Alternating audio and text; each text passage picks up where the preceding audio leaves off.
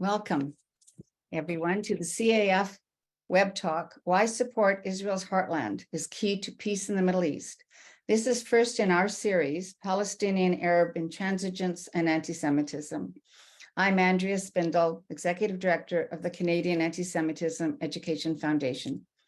This series will examine various aspects of Palestinian Arab rejectionism, their rejection of peace and coexistence with Israel, rejection of their existence of a Jewish state, and the rejection of a two-state solution. Current attacks are disrupting and endangering civilian life, primarily for Jews, while the Arab sector is itself experiencing a huge upheaval. Despite the threats and the terrorism, Jews and Christians in Judea and Samaria are still living normal lives. Today, you will gain an insight into life in Judea and Samaria. It has long been true that anti-Zionism, fuels anti-Semitism, that anti-Israel campaigns provide a mask for Jew hatred. This is often ignored, if not downright denied, by media, academia, politicians, faith groups, and NGOs that support the boycott, divest, and sanctions movement, a catalyst for the destructive and genocidal policies of the Palestinian Arab regimes. There is no peaceful coexistence envisioned in the formal enshrined charters of either Hamas or the Palestinian Authority. Rather, both have sworn commitments to the destruction of Israel, the Jewish state. CAEF's mission is to counter anti-Zionism by exposing it as anti-Semitism, defending Israel as the legitimate legal Jewish state, which it is, and building strong alliances with supporters of Israel, of freedom, and the democratic rule of law. To this end, I am thrilled to have two wonderful Christian Zionist partner organizations for today's program: the International Christian Embassy Jerusalem, Canada, and the Israel Guys, a project of Hayuvel based in Israel. You will shortly meet two organizational representatives who are personally devoted to both the Jewish people and telling the truth about Israel. Additionally, today's program is co-sponsored by significant Zionist organizations that work collaboratively by promoting each other's programs and the overall advocacy for Israel and fighting anti-Semitism. Thanks to the Israel Committee of Sonoma County, the Israel Action Committee of East Bay, the Israel Activist Calendar, Eye on Anti-Semitism, which is in England, the Mattathias Project, the European Lawyers for Israel, Cherut Canada, Americans for a Safe Israel, the Rhode Island Coalition for Israel, the Lawfare Project, the Canadian Institute for Jewish Research, Atlanta Israel Coalition, the Lodger Center Congregation, Adith Israel Congregation, Friends of Jesus Christ, Canadians for Israel's Legal Rights, the Cood Canada, and End Jew Hatred Canada. It is now my pleasure to introduce Pastor Adam Gabelli, who will formally introduce our guest speaker. Pastor Gabelli has a deep love for Israel and the Jewish people. While raised Christian, Adam's family has an Italian Jewish background. He has worked with the International Christian Embassy Jerusalem since 2015 and served as the Arise Young Adult Director, taking young Christian leaders to Israel on summer teaching and advocacy tours.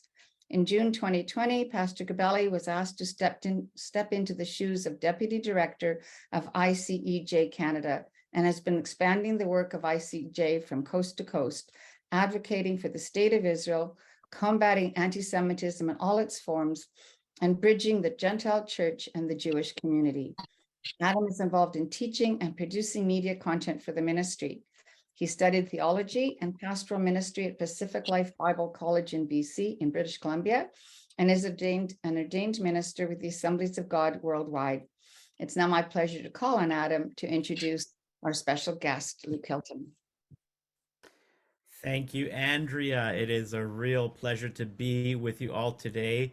And what an honor it is to participate in the CAEF webinar.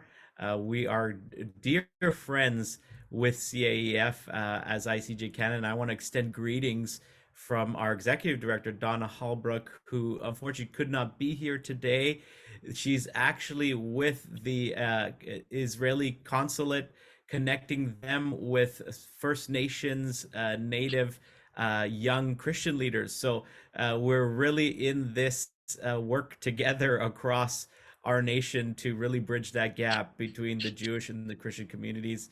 And before I go on, I really want to officially, you know, bring to your attention the miracle that a webinar like this is, you know, and I'm really excited to introduce Luke in a moment. But let's take a moment to realize the miracle that this is. After thousands of years of Christian anti-Semitism, stemming from false teachings and misunderstanding of the Bible, namely replacement theology, it's amazing that there is this movement that has grown with speed and force over the last century of Christian Zionism, and it's gaining much traction in the global church.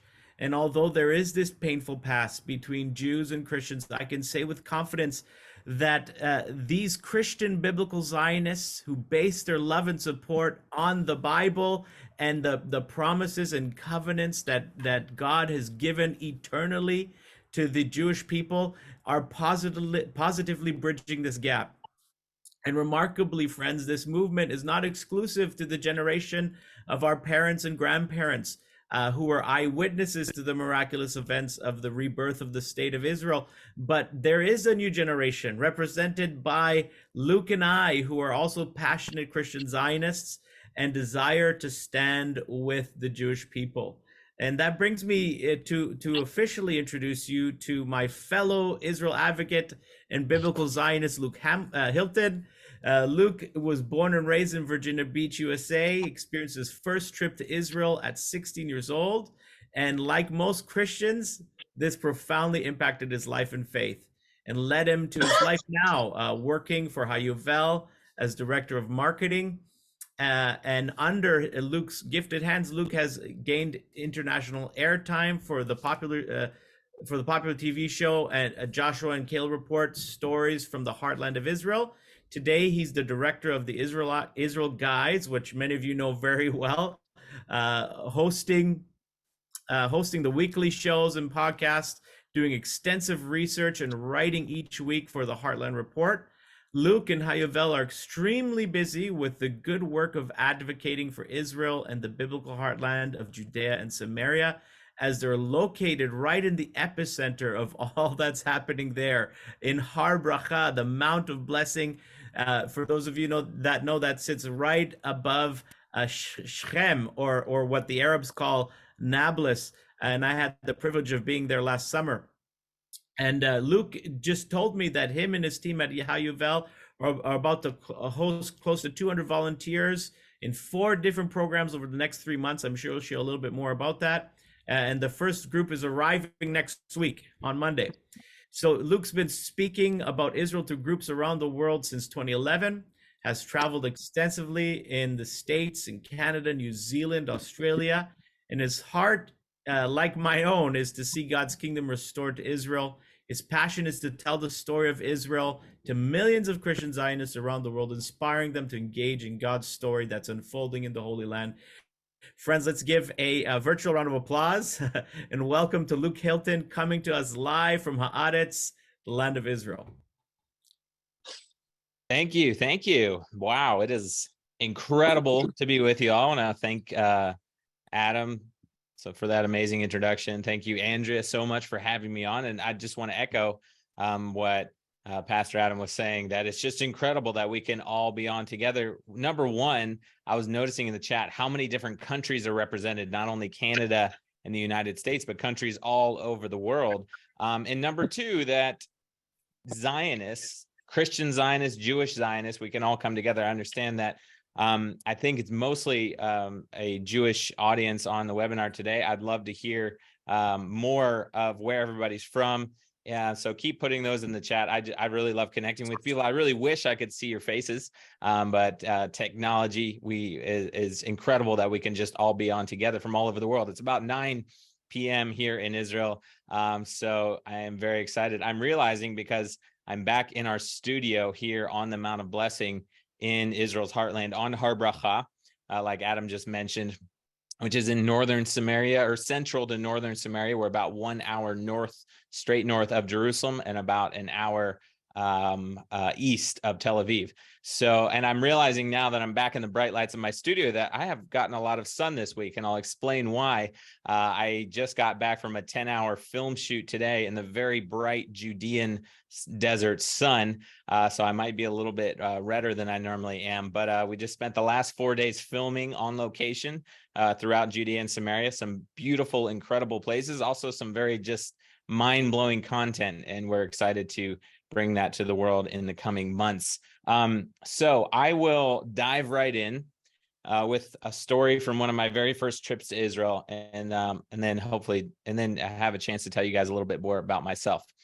So when I, as Adam mentioned, when I was 16, I came to Israel for the first time, but when I was 17, I had one of the craziest experiences of my life, and it's also the story of when I really connected with Israel in more than one way. So when I was 17, I was in Israel for, I believe, my third time.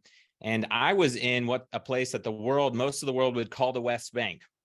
And we know it as Judea and Samaria. I'm going to talk a little bit more about that. But I was a 17-year-old, and I was actually pruning vineyards. Okay, we were cutting back the vines. This was in the winter time, and this is something that happens every year here. And our organization today brings volunteers to do this very work and to do many other agricultural volunteer projects.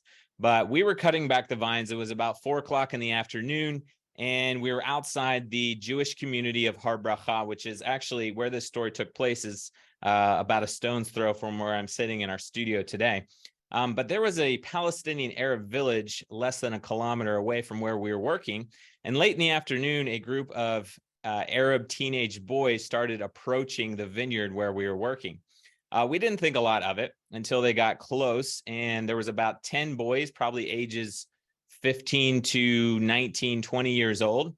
And obviously, they thought that we were Jewish settlers, and they came up to harass us. And when they got to the edge of the fence where the vineyard was, which is very close to our group, we surprised them a little bit because most of us had American accents, and they quickly realized we weren't Jewish settlers. But after they got over their surprise, they decided that we were just as much of an enemy as the Jewish people were, and they started throwing rocks at us. Now, they first started just tossing rocks at us, but very quickly escalated because their goal was to drive us out of the area. And because of the way the farm was situated, we were not able to make a very quick retreat out of the vineyard. We also knew that we didn't want to antagonize them, so we were pretty much just trying to talk to them, but it got worse and worse. Also, they had slings that were made out of metal chains, and they were not using those, thankfully, but the situation escalated further and further to where my future father-in-law, got hit with a rock. I myself got hit with a rock in the leg, and another older gentleman in our group was knocked off his balance, hit his knee in the ground, fell on the ground, and then they started directing their rocks at him. Thankfully, the local security came just in the nick of time, and then a few minutes later, the Israeli Defense Forces, the IDF, and put a quick stop to the situation. But I tell this story because I like to say that I learned two things that are directly related to the work that I'm doing today. Number one is that the battle for Israel's land and people is very, very fierce, and it's very, very real. So that's number one. And number two, this ties into the rest of my story, is that the media always gets the story wrong when it comes to what's happening in Jerusalem, Judea, and Samaria, what the world calls the West Bank, and usually in the rest of Israel as well. So the next day after this story happened, 3 news articles came out, and every single one of them got the story completely flipped on their head. They said that our group, a bunch of evangelical Christians, started a fight with Palestinian Arabs, and a poor shepherd boy got caught in the crossfire when he was grazing his sheep. All things that were just 100% false, didn't happen at all. But incidentally, 9 months later, the New York Times ran a front page centerfold article about 501c3 nonprofit organizations that were using tax dollars to support the so-called occupied territories in the West Bank.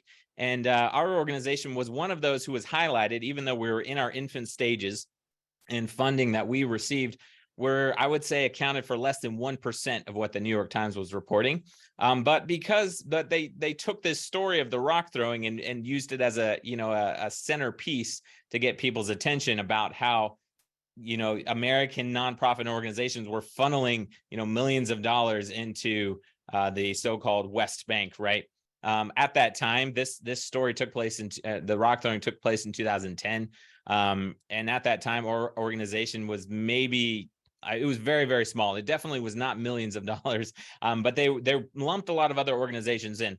So I tell those stories because it's incredible how fierce the battle against God's land in specifically Judea and Samaria and Jerusalem is so fierce, so incredibly fierce, and how wrong the entire world gets it and how focused they are on these areas. So incidentally, like I mentioned, the two big things that our organization does is we bring physical volunteers for faith-based volunteer programs to Judea and Samaria to help farmers here to more or less support the Jewish people in their right to be sovereign in their homeland through physically helping them. We help plant vines, we plant trees, we harvest the grapes in the vineyards, we help with the sheep farms, we help prune vineyards. Basically anything that a Jewish farmer needs in Judea and Samaria, we provide the help, the physical labor. We're bringing people over and they're getting their hands dirty in the soil. And the second thing that we do is what we like to call hasbara. Hopefully everybody knows what hasbara is. It's advocacy. So we advocate for Israel through our own media sources. So you mentioned in the introduction, we started a program called the Joshua and Caleb Report many years ago. Eventually that morphed into what we do today. It's called the Israel Guys. We have daily videos that come out specifically about what is happening in Israel with an intense focus on Israel's biblical heartland. And we try to what we call bust as many myths as possible when it comes to news from Israel. So a little bit about myself. Like you mentioned in the introduction, I came to Israel for the first time when I was 16. The family that invited me was the founding family of our organization. As I mentioned, Tommy Waller, I'll tell his story in a minute. Today is my father-in-law. I'm now 31 years old. I've been married to my wife, Olivia, for 8 years. We have 6 incredible, beautiful children, and we live in Israel full time. And we come back to the States to advocate for Israel more, but our home is here in Israel.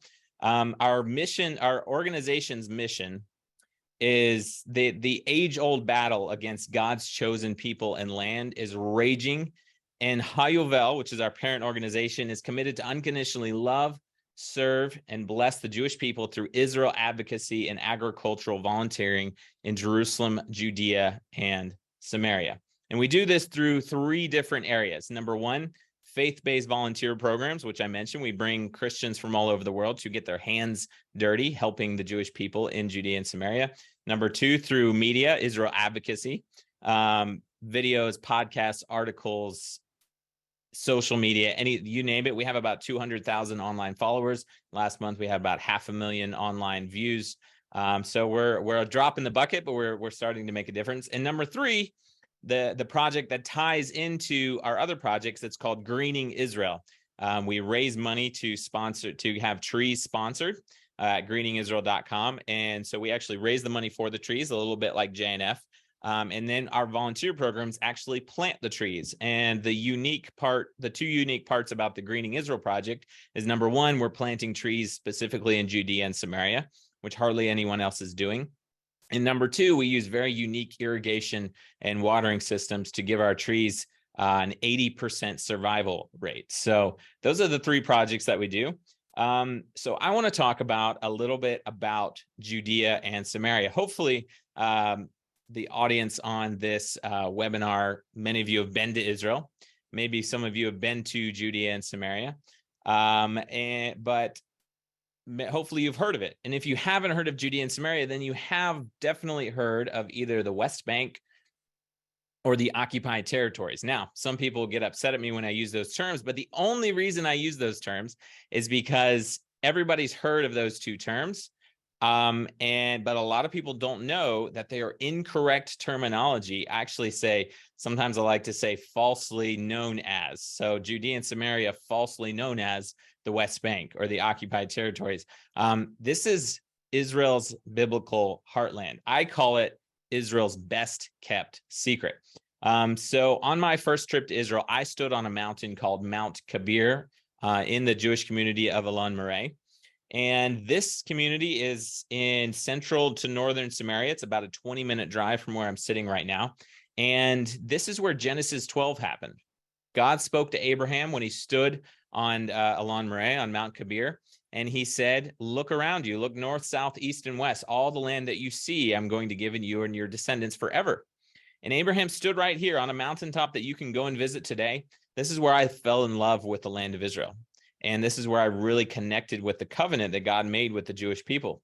And this place is one example of Israel's best kept secret, because more than 80% of the Bible was either written or occurred in Jerusalem, Judea, and Samaria. And yes, Jerusalem is part of Israel's heartland, because what the world knows as Jerusalem, the old city, is considered East Jerusalem. And whenever they talk about a two-state solution or a Palestinian state, East Jerusalem has historically always been part of the negotiations and the discussions.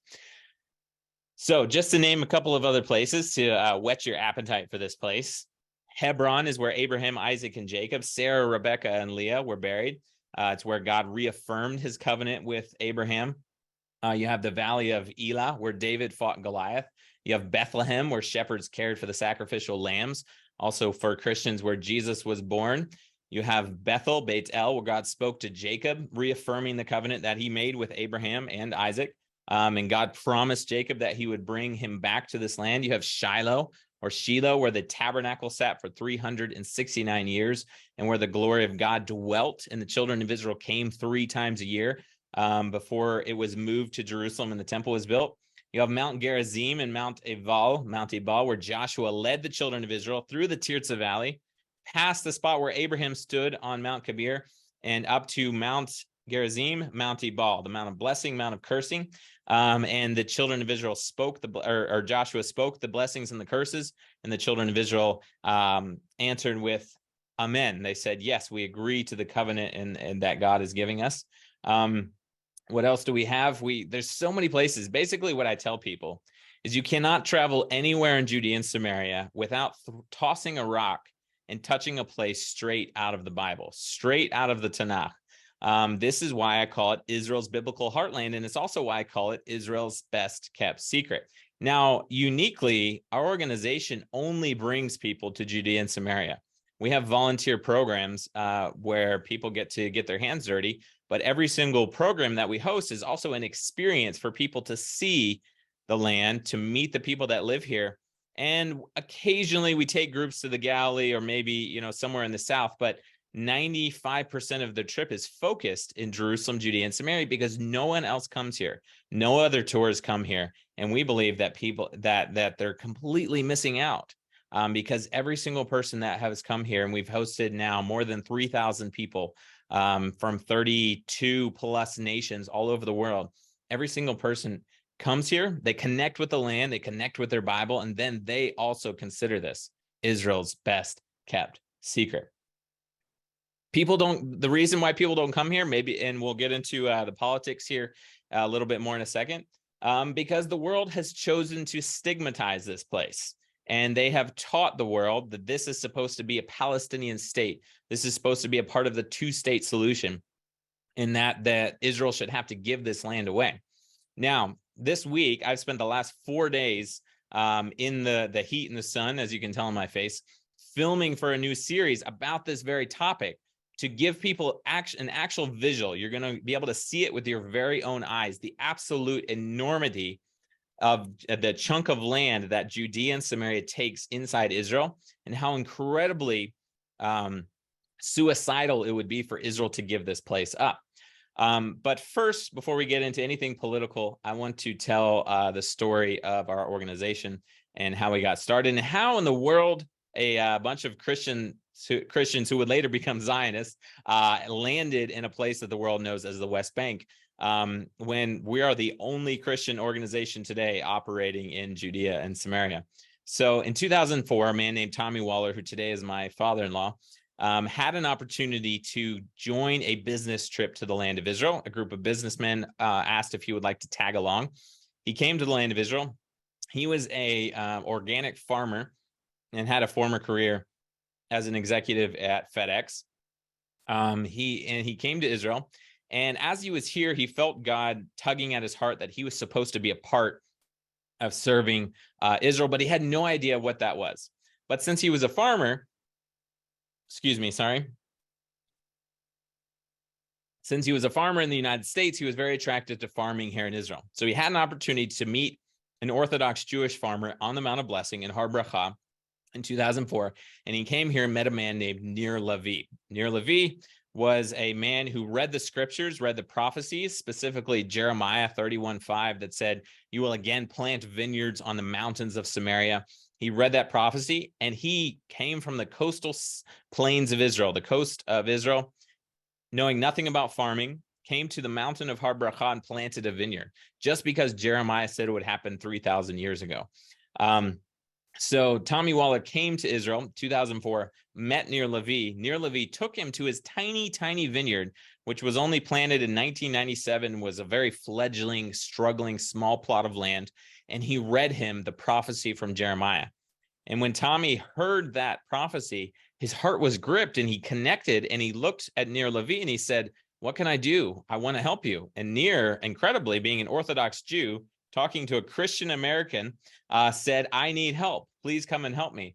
So Tommy began bringing his family of his wife and 11 children to Israel as often as their finances would allow. They sold everything in the United States, sold their farm and their property and their house, and put all their money into coming to Israel for the first time. And then after that, they came as often as they could. And eventually they founded a 501c3 called Hayuvel. And then people started supporting them to come. After a few years, their friends started coming with them. They started recruiting other people. I was one of their first friends that came and joined them, even before there was official programs happening here. And eventually it got to the point where people wanted to come and be a part of what was going on. And we were having 300 to 500 people every single year coming and joining us in Israel for various programs. Obviously, as you guys know, a world pandemic happened a couple of years ago, and things were shut down for a few years. But last year and this year, like I mentioned, things are majorly picking up again. And currently our organization is about to host 200 people over the next couple of months, starting next week. We've already hosted, I believe, about 100 this year already. That is the story of our organization. But I want to talk about the Heartland's rebirth, okay? Because hopefully, I'm guessing most of you guys are people who read the Bible. You've heard of the prophecies from Jeremiah and Isaiah and Ezekiel and Joel and Amos. So many of them talk about the land of Israel coming back to life, the Jewish people coming back to the land. Oh, by the way, I do want to address one thing before we get too deep in, because we are an evangelical Christian organization, but we have a hard line stance against proselytizing in the land of Israel. So every single one of our volunteers that comes on our program signs an agreement that says we will not evangelize or proselytize or missionize in the land of Israel at all. We are based out of Har Bracha. We are under the rabbinical supervision of Rabbi Eliezer Melamed, very well-known, respected rabbi in Israel and also around the world. And we are here under his blessing and his authority. And we are also here. We are not here to change the Jewish people. We are not here to convert the Jewish people.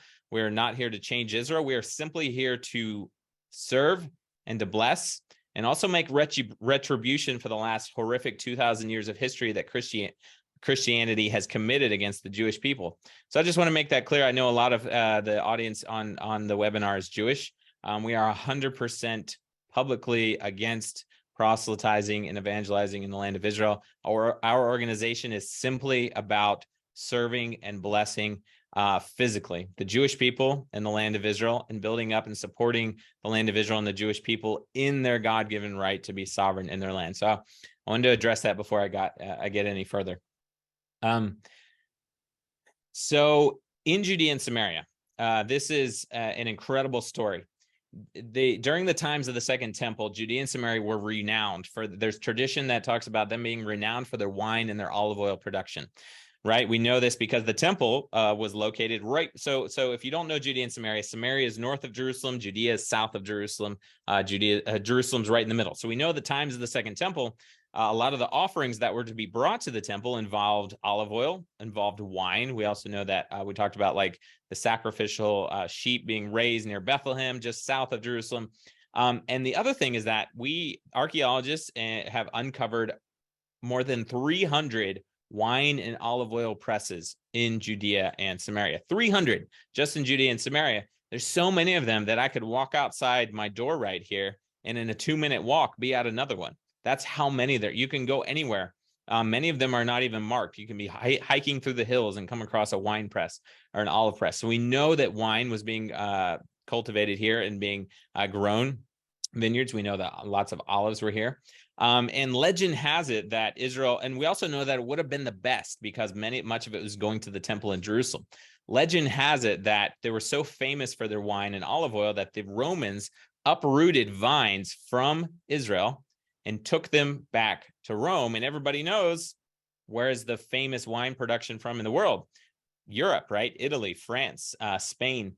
And then after after Rome destroyed Israel and the Jewish and Jerusalem, that's in the Second Temple, Israel lay desolate for 2,000 years. But in the early 1990s, brave pioneers began planting vineyards in Judea and Samaria. Again, I mentioned Nir Levi. He is one farmer out of many. I think the earliest farmer planted a vineyard in about 1996. Interestingly enough, agricultural experts came to this area. They took soil samples and they tested the soil and the area and the rocks and the limestone. And they came back and said that vines would not grow here at all. They said it would be a mistake and a waste of money to try and plant vineyards and grow them here. Thankfully, people like Nir Levi, an Orthodox Jewish man who knew nothing about farming, decided to not pay attention to the agricultural experts. And he planted vineyards anyways. And incredibly enough, if you haven't guessed it by now, the vineyards prospered. To today, there are more than 1 million bottles of wine that are being produced in Judea and Samaria. Sagot Winery, one of the larger wineries in Israel, is producing 1 million bottles just by themselves. They're also the largest wedding venue and bar mitzvah venue in Israel, or the most sought after. Sorry, not the largest. The most sought after in all of Israel, in Judea and Samaria. This is a winery. We actually lived in their backyard in their early days. We were part of their story. But as I mentioned, Jeremiah said the vineyards would come back. So the brave, incredible pioneers, Jewish people that came here, believed the prophets. Joel and Amos said that the wine and olive oil would be dripping from the mountains once again. Ezekiel 36 says, "But you, O mountains of Israel, will shoot forth your branches, for my people are coming home." And incredibly enough, the wines here are winning gold medals in international competitions, beating out wines in Italy, beating out wines in France, because the prophets foretold it and God had a plan. And those that destroyed the land of Israel and took the vines away are now being overcome by wines grown in this very, very region. Not only that, but the Jewish people are coming back. Jerusalem, Judea and Samaria just passed 800,000 people living here. Judea and Samaria alone just passed 500,000, another 300,000 living in East Jerusalem. Amos 9:14 says, "I will bring back the captives of my people Israel. They shall build the waste cities and inhabit them. They shall plant vineyards and drink the wine from them. They shall also make gardens and eat their fruit." So God said that the Jewish people would come back here and that the land would be reestablished, not just to the land of Israel, but specifically to the mountains of Israel, which is where I'm sitting right now. And we believe with all our heart that God's word and his promises are true. And every single one of those prophets, they made those prophecies when Israel was destitute. You know, Jeremiah was watching the Jewish people being taken to Babylon in captivity and the land of Israel being burned. And he prophesied the land will come back to life.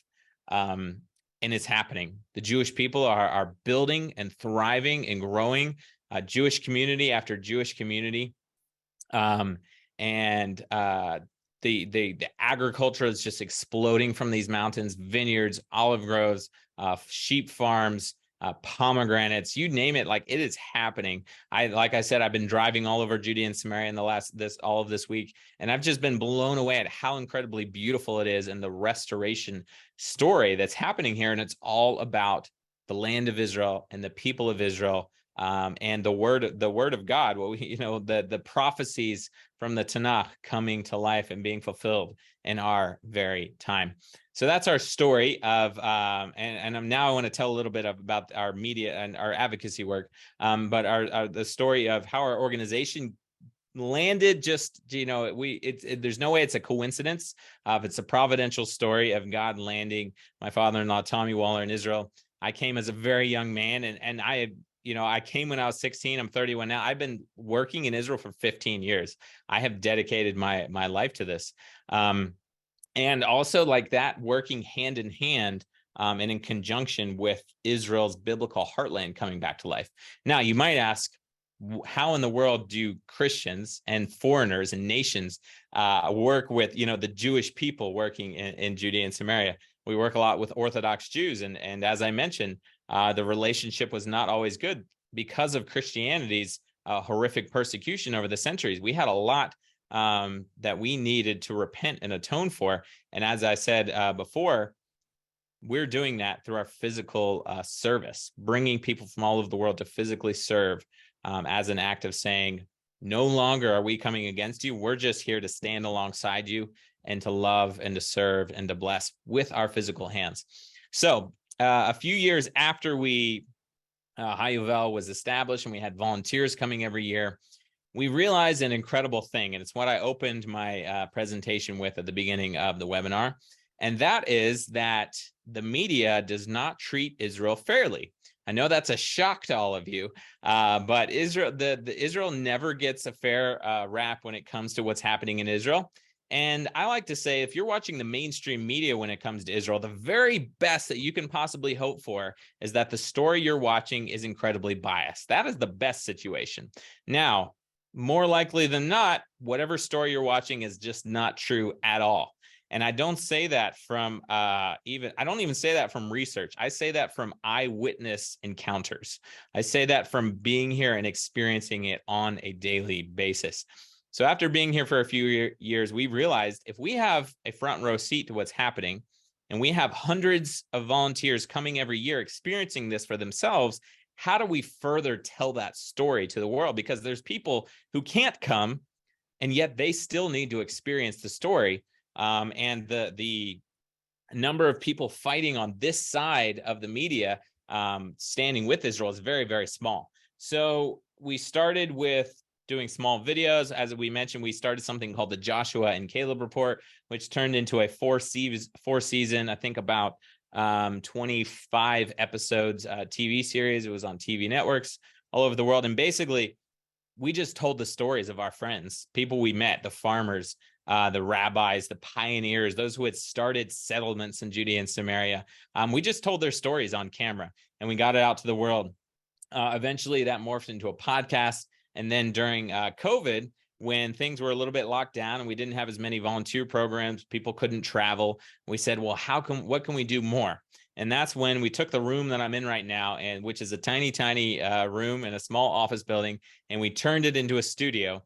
And we said, we're going to start getting the word out more and more. Today, that has morphed into what is called the Israel Guys, the Israel Guys Media. We have daily videos and news programs that tell the truth of what is happening here, specifically focused on Jerusalem, Judea, and Samaria.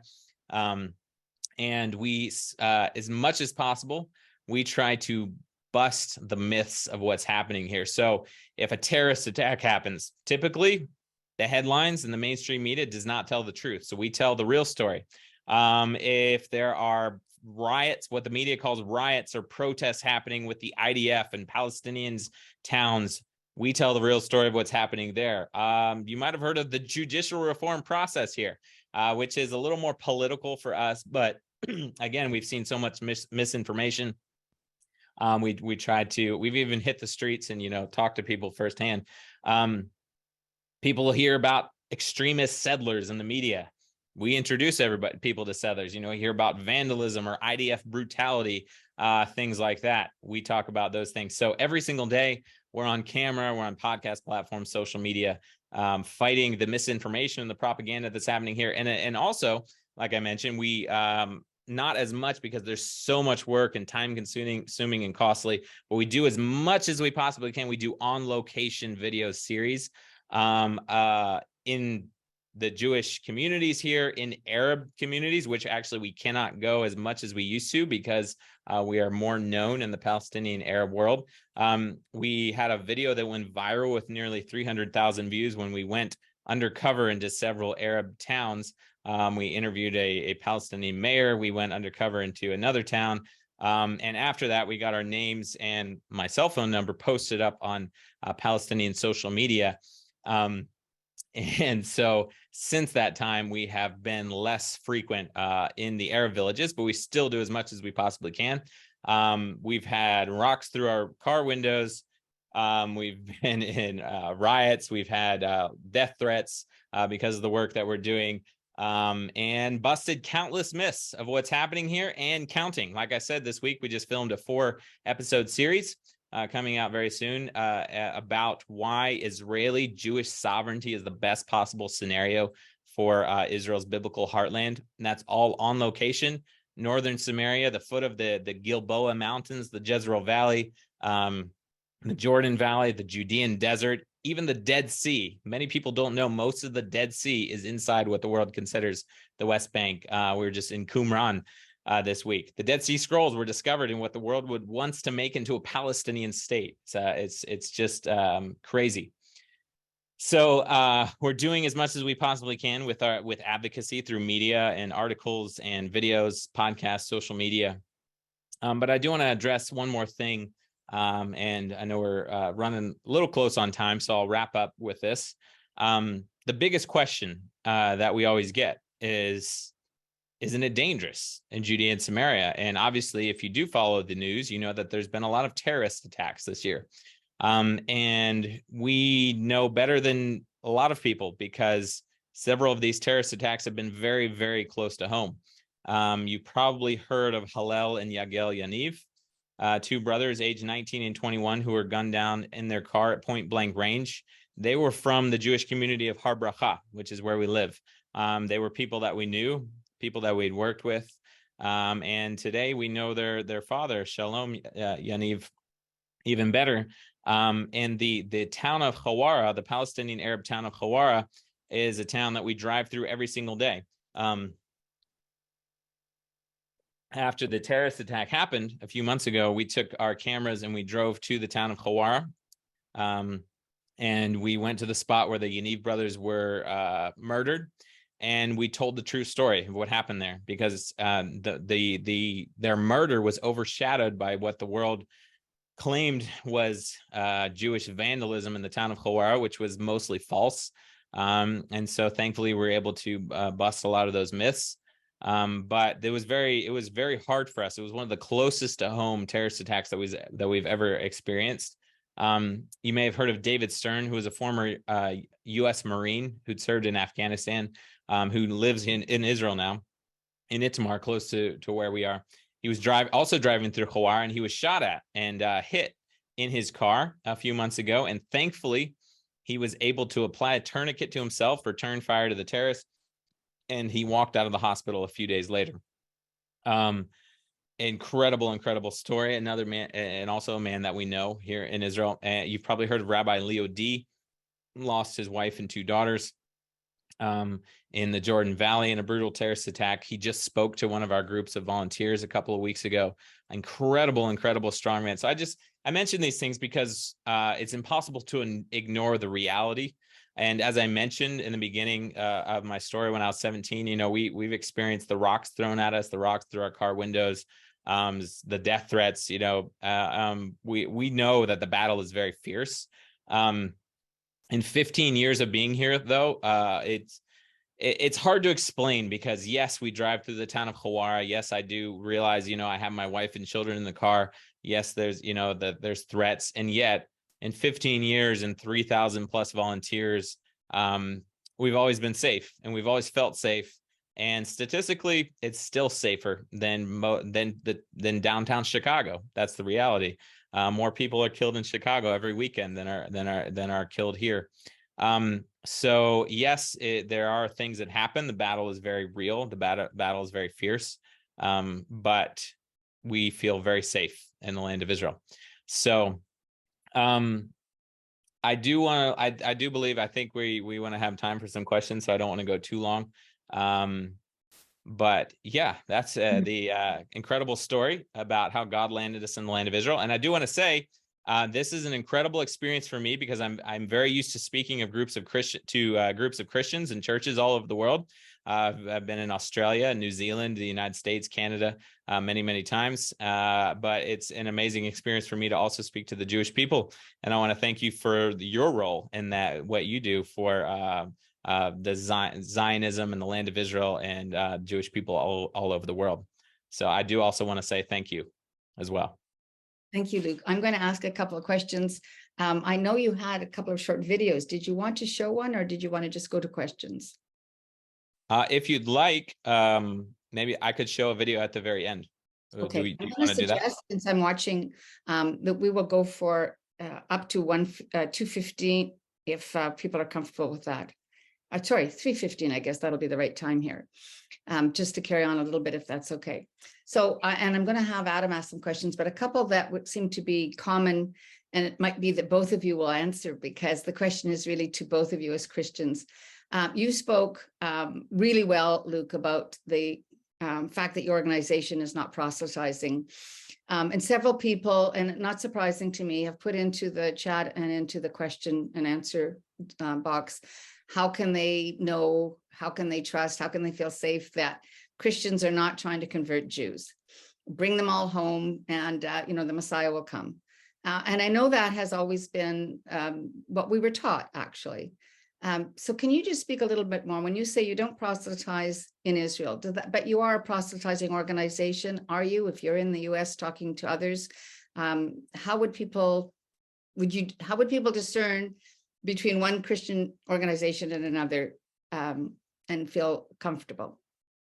And I guess the same question to ICEJ. Mm-hmm.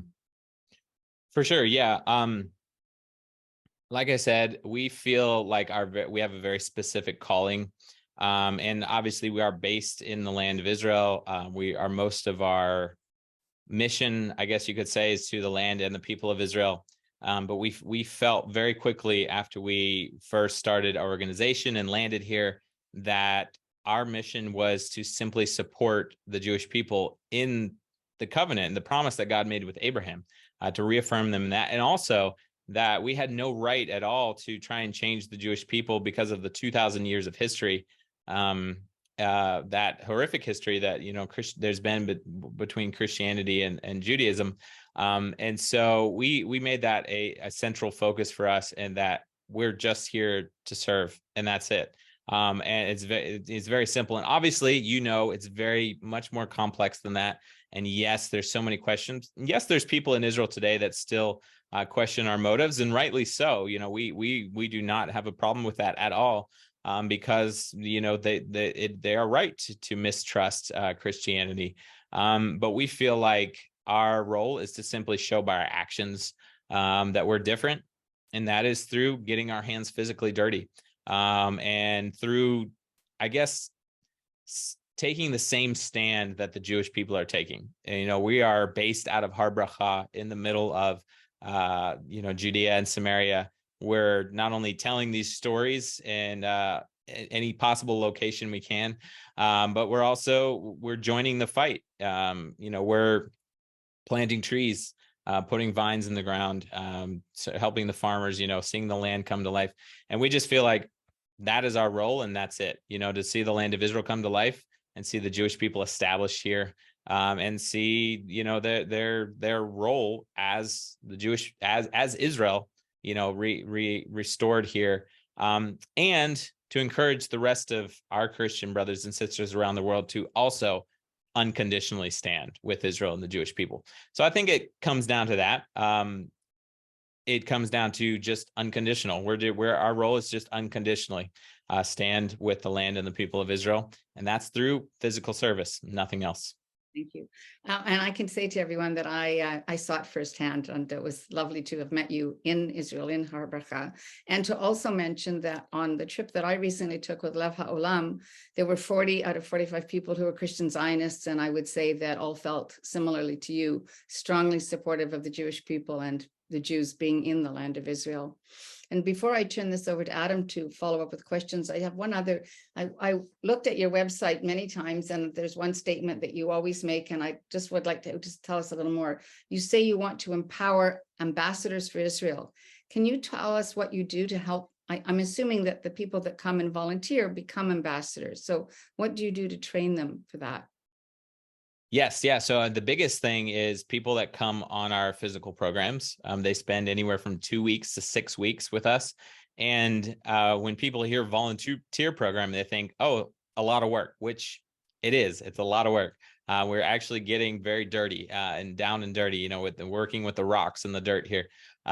But it's also an experience. So we introduce our groups to as many Israelis as we possibly can, the brave pioneers and the farmers and the rabbis, and they hear the story. They hear the stories of the Jewish people, and they hear the stories of the land. They go to all the biblical sites in Jerusalem, Judea, and Samaria, and they get impacted. And our goal is that when they leave one of our programs, they feel equipped to go back home to their community and their church and their office and their workspace and wherever it is, and to share their personal stories. And the biggest thing I always tell groups that have been with us for a program is I say, hands down, no matter what situation or event or group or conference you're in, if you have been here and physically seen it for yourself and experienced it, then you are the number one authority. You're the authority over a researcher, a professor, a lawyer, a news network. It doesn't matter. If they have not physically been here and seen it and you have, then you are the authority. So have the confidence to go and share your personal experience. And that's really what it comes down to. I could share statistics and facts till I'm blue in the face, but my personal story of what I've seen and heard and the people I've met and, my hands being physically in the soil here is the story that can impact people. And that's what we tell every single one of the people that come with our programs. Thank you. Okay, Adam, do you want to unmute and take it? Yes. Yeah, thank you, Luke. Wow, that was amazing, as you really gave in the short amount of time that we have an amazing overview. And so Andrea asked me to just pose to you a couple of questions that came up in the Q&A. And unfortunately, I don't know if we'll have time to get to all of them because of our time constraints, but I can pose a couple of them that were quite interesting. And one of the first one was from Roz, and she was asking about, she gave a couple of examples about the academic circles in the States, particularly that are, not able to counter anti-Semitism, anti-Zionism using civil rights clauses towards Palestinians and so forth. In the end, though, she brought up the question, how can we fight against academics and their anti-Semitic agendas? And I'd like to follow up. Are you guys doing anything on campus in North America where that seems to be a hotbed for anti-Semitism and anti-Zionism? That's a great question. Unfortunately, we're not doing as much as we would like to on campuses. And I do know that is one of the biggest issues, especially in America today, is fighting on campus. We know a lot of people that are in that fight. Unfortunately, we're not able to be like out there traveling as much as we used to. We used to travel so much more. I think the biggest thing that we're doing is simply trying to provide people with the tools. And as I said before, obviously our biggest thing is firsthand knowledge, firsthand experience. Secondly, in our media, our series, our educational, we put out books. We're trying to put out more like educational series, not just news programs that can, have a more longevity for people to be more knowledgeable about these things. And then I think other than that, just to point people to resources of other people that are doing this work and working in the academic field to have the knowledge that you need to combat these things. So yeah, personally, we're not doing as much as I wish we were able to do on college campuses and schools and places in the academic world. As much as possible, we're trying to equip people. Also, we're putting more emphasis on trying to equip young people. We just had a trip of 25 young people here for 6 weeks. And the goal is for them to be able to go back to their schools and their churches and their campuses and share their experiences, because I know it's crucial that the next generation is able to get this story and be able to pass that on.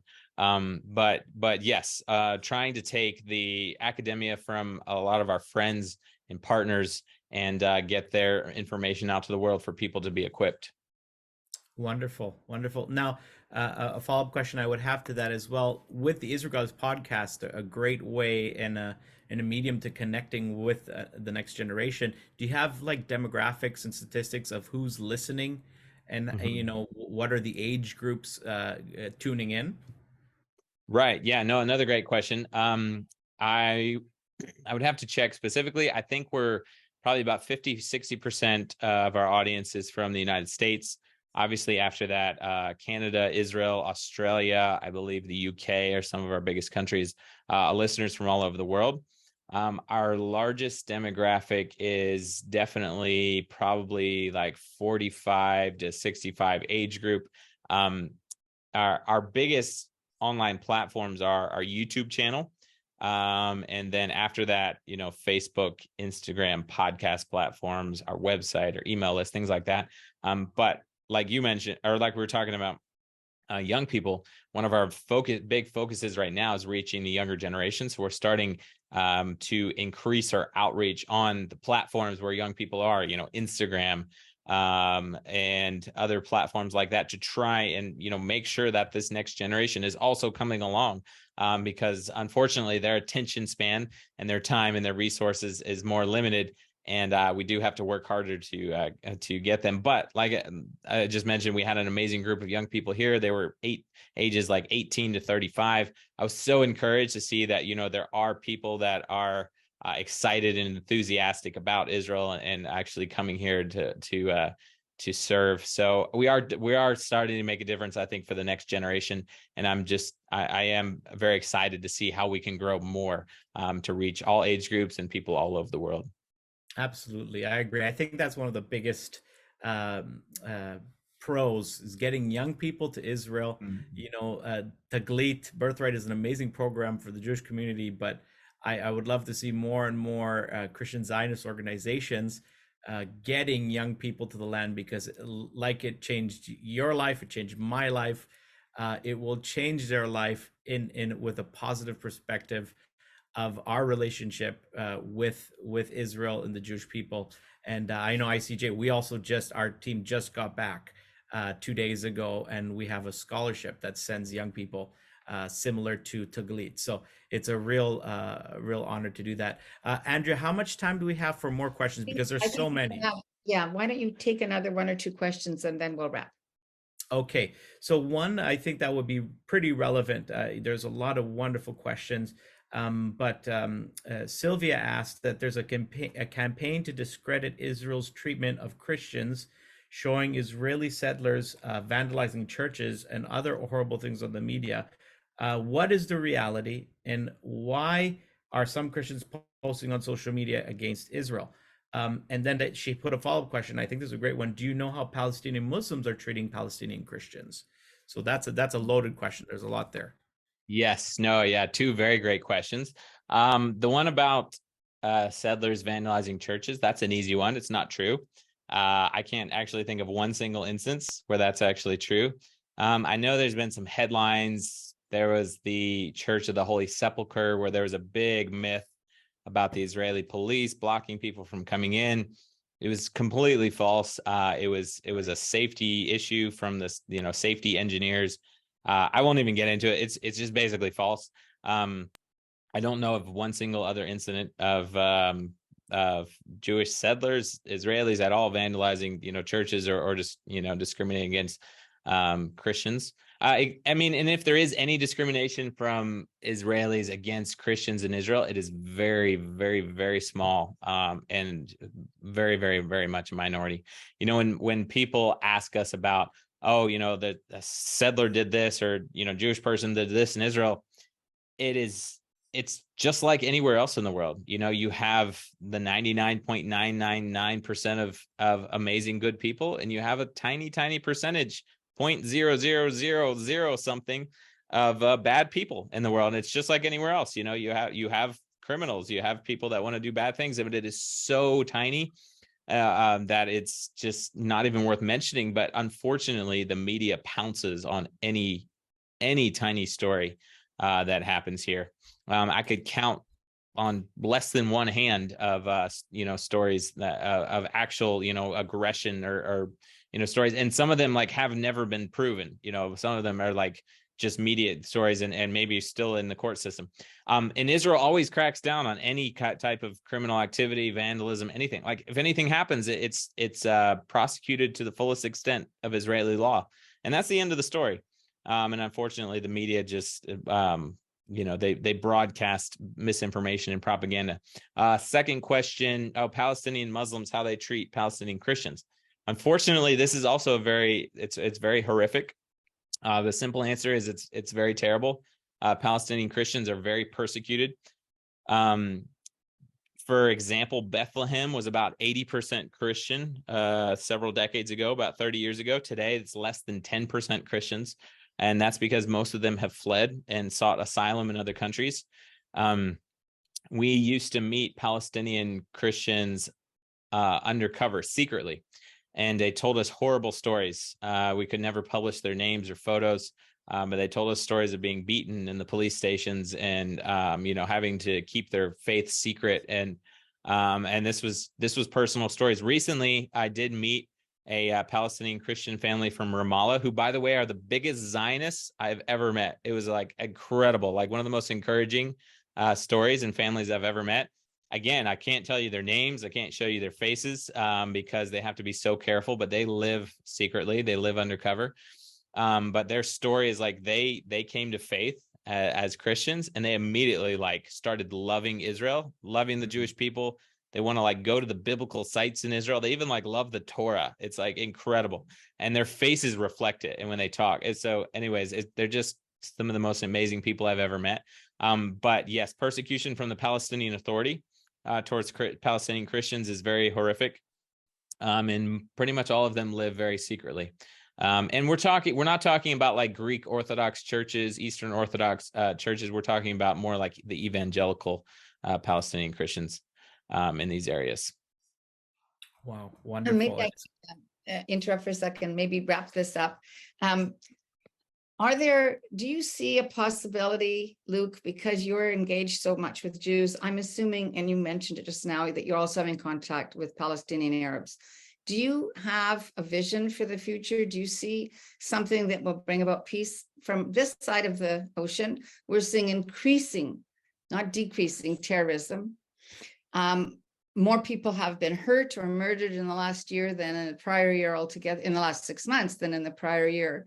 And I think you're assuming risks that otherwise only Israeli Jews understand just by where you live. So do you see something positive or have a sense of what could bring about a change? Sure. Yeah. That's a good question. It's a tough question to answer. It is something that we have been addressing on as we've been filming this week. I'll say on a political level, like everybody's trying to find the solution, right? The solution to the Israeli-Palestinian conflict. Realistically, the two-state solution is completely dead. Even support amongst Palestinian Arabs the support for the two-state solution is very, very low amongst Palestinians. Israeli Arabs, there, and we're talking like 30%, crazy low. It's not realistic at all. It never will happen. Thankfully, it won't. I'm very confident of that. At the same time, the idea of Israel being sovereign in these areas is also something, even for the most right-wing Israeli government, it's very tough for them to advance forward because of the incredible international opposition to the very idea. So what we're trying to do right now, and there's several other groups working on this as well, is what we're trying to do is normalize the idea of Israel being sovereign in all of their land. So the series that we just filmed this week, I could give you a little bit of a teaser, is that we're showing the physical land of Judea and Samaria on camera, drones, from the air, maps. We're showing the borders of Judea and Samaria. We're showing the empty space here. 60% of Judea and Samaria is empty. We're showing the biblical sites because most of the Bible was written or occurred here. And we're also showing Israeli and Palestinian Arab life, actually showing Palestinian Arab economy and how much, how the success of their economy is so dependent on Israel. Palestinians get their water, electricity, pretty much all of their resources from Israel, taxes collected by Israel for them. There's about 135,000 Palestinians that work either in Israel or in Israeli Jewish settlements or in Israeli industrial factories with the same, all under Israeli law, same wages, same benefits, same everything. So what we're saying is that Israel declaring sovereignty, which a lot of people think that Israel needs to annex Judea and Samaria. That's actually incorrect, because, the term annex means that you're taking land that was previously not yours, and declaring it part of your nation. Everybody knows Israel liberated Judea and Samaria in 1967, Jerusalem, Judea, and Samaria. So it's already part of their nation. But Israeli law has not been fully established. Basically, Judea and Samaria is under a lot of military law, and there's a lot of Jordanian and Ottoman Turkish law mixed in. It's just kind of a crazy situation out here. So what we're putting forward is we're normalizing the idea of Israel moving forward with sovereignty in Jerusalem, Judea, and Samaria, and it's the best possible solution for everybody, meaning Jew, Arab, and the entire world, the entire Middle East. So what we're saying is sovereignty in Judea and Samaria is the only solution for peace in the Middle East, and for the only solution to the Israeli-Palestinian conflict. It's a bold statement, and it's something that I think will take. It might take a while, but it takes us saying right now. It takes us normalizing the idea right now, so that one day we can get to that point. I think, Luke, that's the best sentence to wrap this program up with. I think you've given us the key message. So I want to thank you very much for your time and for your enthusiasm, your dedication, your understanding of and teaching us about Israel and Zionism. Thank you, Pastor Cabelli. It was wonderful to meet you. I look forward to meeting you in person soon, Adam. And yes, and hope that we get to talk further about working with your organization. Many people in the chat have said, how do we share the information? I can assure you, Luke, that we will send links to the Israel guys and promote your programs. I watch them every day, and I think you're doing amazing work. So thank you. Thank you very much for having me. Thank you. It's a pleasure. Thanks, everyone. Bye for now. Stay well.